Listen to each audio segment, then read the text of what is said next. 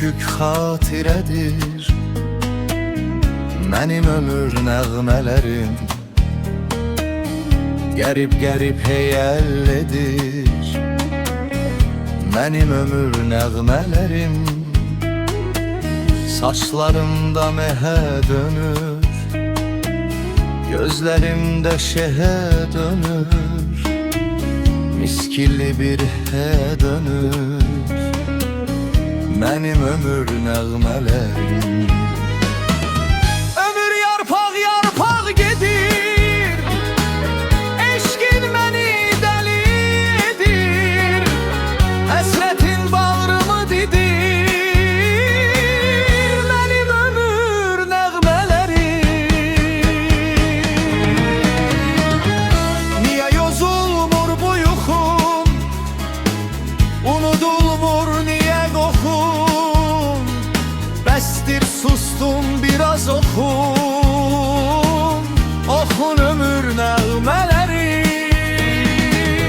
Niyə yozulmur bu yuxum, unudulmur niyə qoxum, bəsdir sustum biraz oxun, oxun ömür nəğmələri.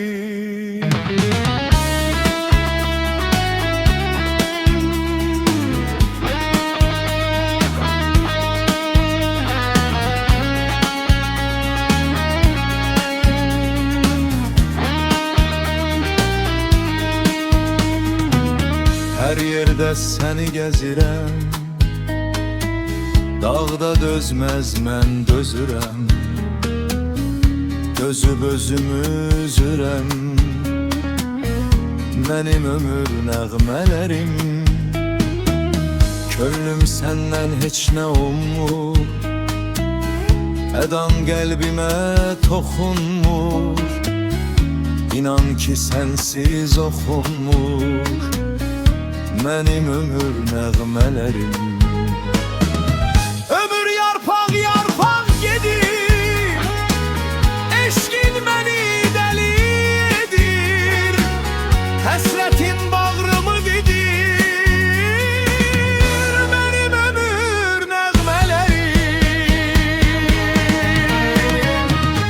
Niyə yozulmur bu yuxum, unudulmur niyə qoxum, bəsdir sustum biraz oxun, oxun ömür nəğmələri.